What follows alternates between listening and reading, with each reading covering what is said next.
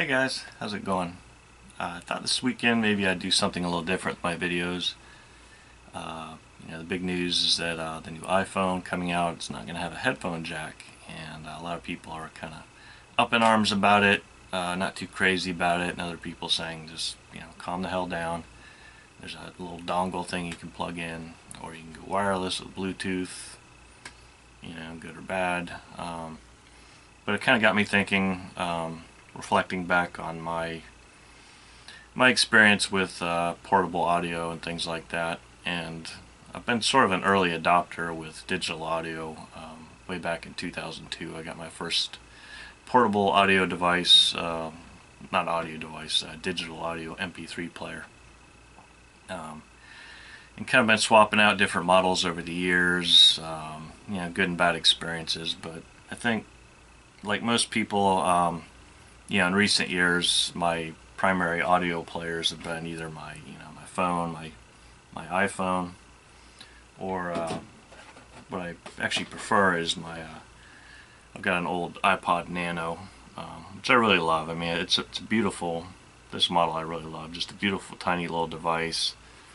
Very very efficient, nice design with a little wheel here, a little display you can see pretty well.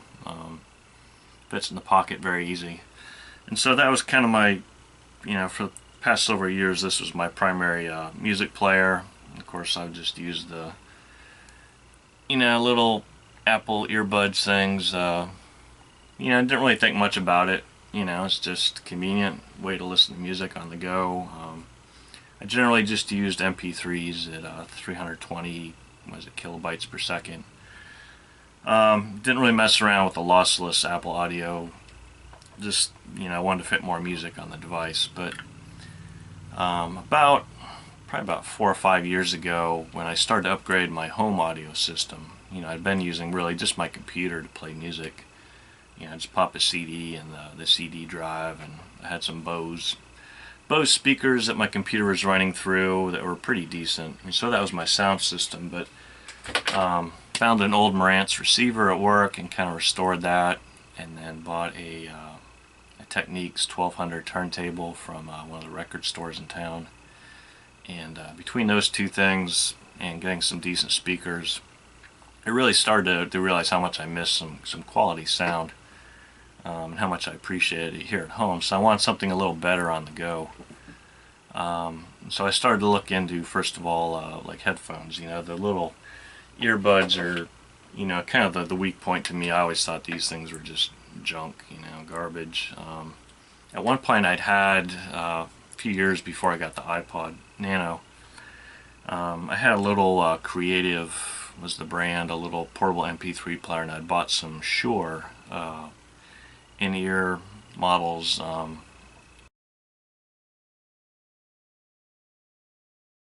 They're actually really good, but like a lot of them, the problem was the cable, as it curled around behind your ear, the cable got brittle, the casing on it, the plastic, and it broke, and then the wires inside broke. But I really liked those, but I didn't want to go back to that because of the problem I had in that. So I kind of looked around online, and I saw there was a store in New York, and I happened to go to New York on vacation.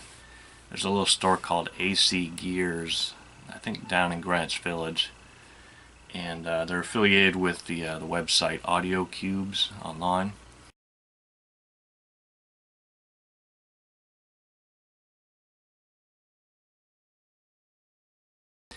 Which basically carries a lot of kind of imported Japanese headphones, some little things like amps, some little kind of Japanese toys, little miniature synthesizers and instruments and things like that. So we went up to New York and stopped in the store, and I looked around and bought a couple of headphones just to try them out. One of them was these, they're called Urban Ears, and the model is the Platan, I think it's called. Really nice looking headphones, nice fabric covered headband, whatever you call it. Have some nice features. They had had the microphone built into the strap. Got some controls on the not the strap, the cable. Have a separate port where you could plug in, kind of daisy chain another pair of headphones if your friends want to listen to music with you. But in the end, you know, the more I listened to them, the less I liked them. They really weren't audiophile quality or anything. I ended up giving them to my daughter. And actually now you can find, they have knockoffs of these. They sell at Second and Charles for like 10 bucks a pair, 20 bucks a pair. Just kind of ridiculous. I don't want to say how much I spent for these. It was probably over 50 bucks, but my daughter uses them all the time, so that's fun. But the ones they sell at Second and Charles, I've read the reviews. They've got a real poor manufacturing quality, it sounds like. These have held up really well, especially she's 12 and she's had them for a couple years and really abused them, and they've held up, so I can't complain there. But the other pair of headphones I bought were some inner ear models, some little tiny earbud types. They are from Technica, and they were the AT8 CK, was it 400i? And that come in a nice little box, lots of Japanese writing. Pretty cool, not something you just see at Best Buy or Circuit City. Remember them?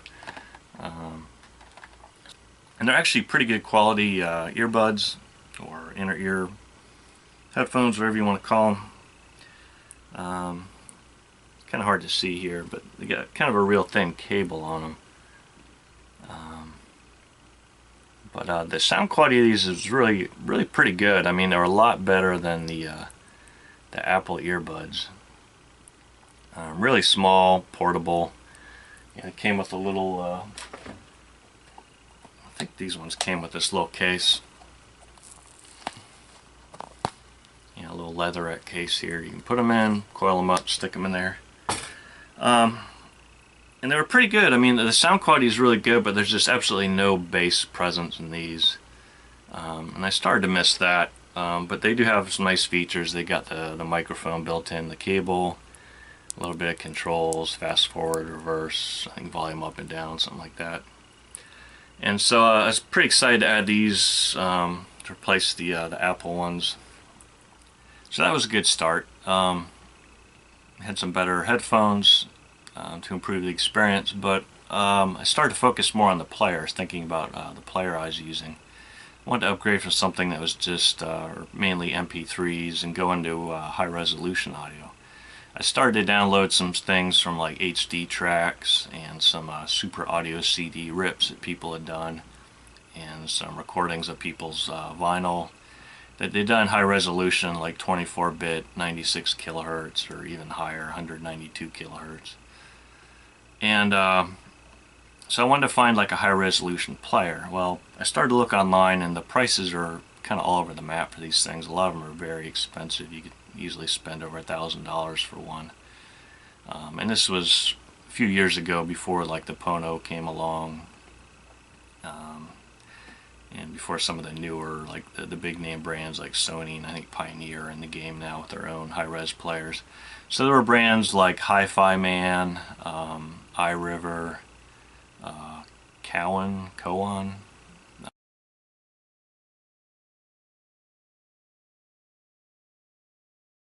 and Astel and Kern, and they made a beautiful player. I remember looking at those and really wishing I had the budget to buy one of those.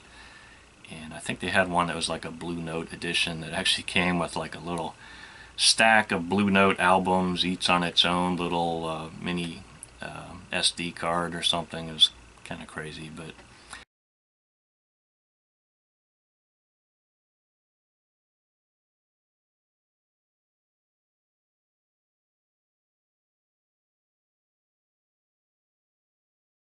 what I settled on was a brand I was kind of familiar with, because I bought a separate little headphone amplifier.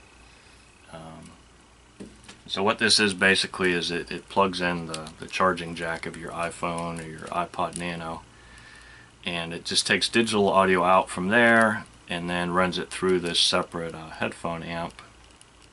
And it's just kind of nice, improved the sound some, but it was kind of a hassle too. I mean, to carry this separate little thing around and keep it charged and all that, it was just kind of a mess. But I was familiar with the brand, and the brand is Chinese company called FiiO.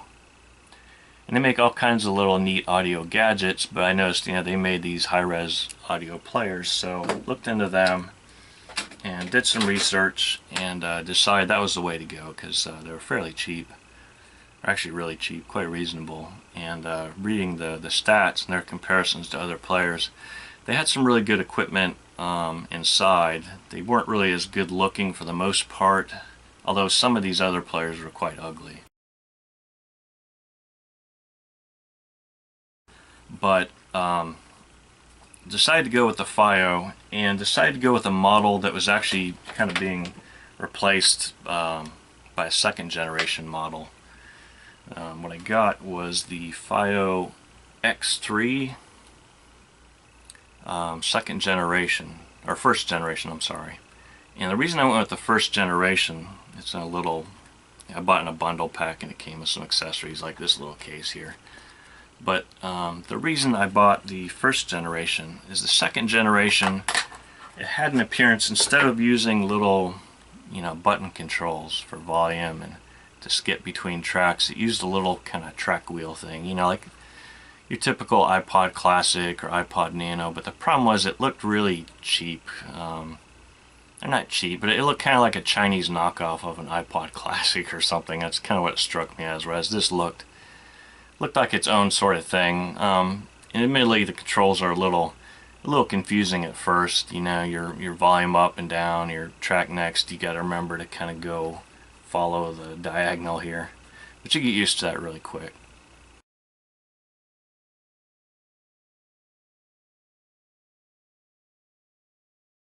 But it's a pretty nice system. If I get to boot up here. It's just kind of basically drag and drop. You just drag your files. It'll play Ape, Monkey's Audio. It'll play high-res FLAC, Wave, Wave Pack files. I think it'll play Apple lossless. You just drag them and drop them basically, and just stick a file in called folder with the artwork, and yeah, you're set, good to go. And it plays all these nice high-res audio formats, and so that was nice. I was kind of excited to get that, and then from there my next step was to get I think that was like a Christmas present or something, and then I usually buy like some audio gear every year for Christmas, and then a little bit for my birthday 3 months later. And so my next step was to buy some better earbuds. I think I'd had the other Audio Technicas for about a year or two before that, and so I upgraded to another set of Audio Technica, this time the ATH CKM77, and these had a I got from the same place, from Audio Cubes. These have a larger driver inside, and it's a kind of a better build quality. Like it says, they use some stainless steel and aluminum inside the unit. I don't know exactly how that works, but I can tell you the sound quality on these. Let's see if I can get the little earbuds up here close. They look really nice, and the sound quality is really exceptional on these. I really like them. I'm sure there's a lot better stuff out there, but for me, the difference was just amazing. You can actually hear the bass in these and feel it. I mean, it's not like wearing a full-size headphones, but it was really quite impressive. I listened to a lot of stuff like kind of dub music, things from the On You Sound label, things from Bill Laswell, a lot of bass-heavy dub and stuff. So it was really nice to get the bass back. And they have a thicker cable on these than the other ones. It's kind of hard to show, but I can tell you they don't have the in-ear or the microphone on the cable, but I don't care. I never use that anyhow. And they don't have controls on the cable. These are just pure listening style. They're kind of a short cable here if you want to use them for jogging, and then there's an extension you plug them into so you have the full length for general use.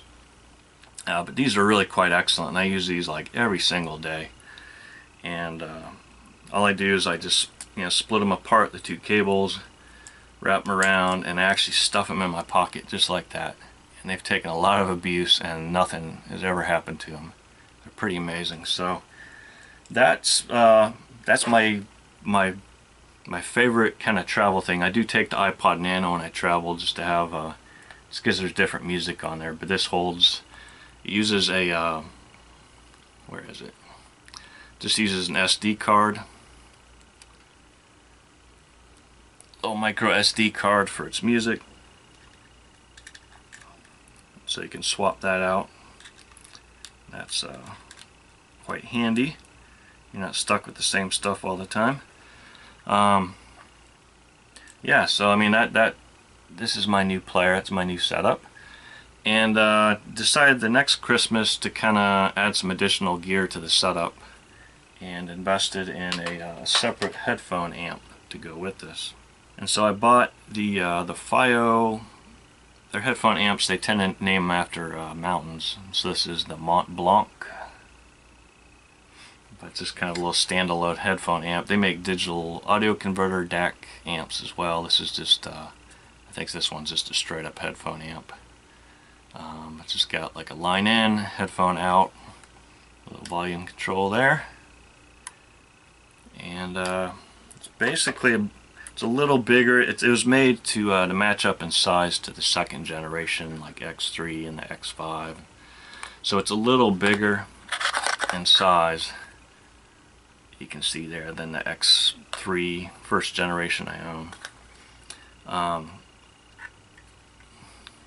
So you just get like a little jumper cable to go between the two. But like I said, it's a little inconvenient to carry them around separate, so I bought a little kit that attaches the two together, which is kind of handy.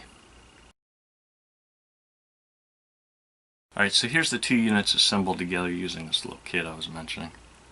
So it makes it real handy to just carry it around. And what it is, basically, there's a little faceplate that goes around the front, a little plastic faceplate. Goes around the front of the audio player, and it's got these little hooks here.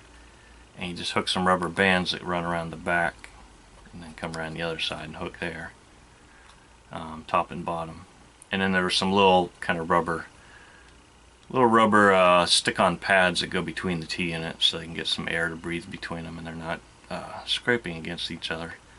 So that's pretty handy, and it looks pretty neat. I was really lured in by the photos of this online. I was like, wow, that looks cool, you know, a nice little portable thing, but I don't really use it.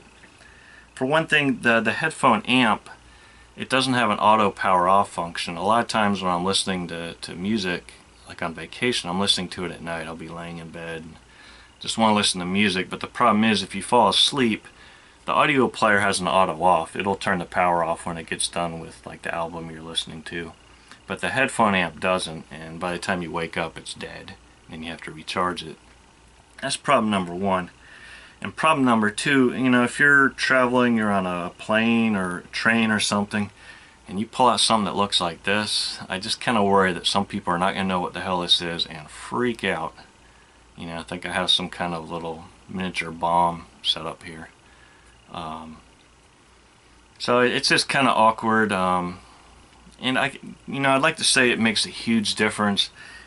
And I don't know, because really, I think it's designed mostly if you're using larger headphones. Like I've got some nice Audio Technica, the kind of the classic go-to model here. These happen to be red, but they're the with the ATH M50s, kind of classic. You know, people put them up against the Beat Studio headphones, I think, and they're pretty good. But I generally don't use these. I just don't like wearing headphones at home. If I'm listening to music at home, I'll run through the stereo, you know, through the speakers. If I'm on the go, I tend to use my in-ear models. So I haven't really used these a whole lot, and that would probably be, you know, the ideal use for the headphone amplifier.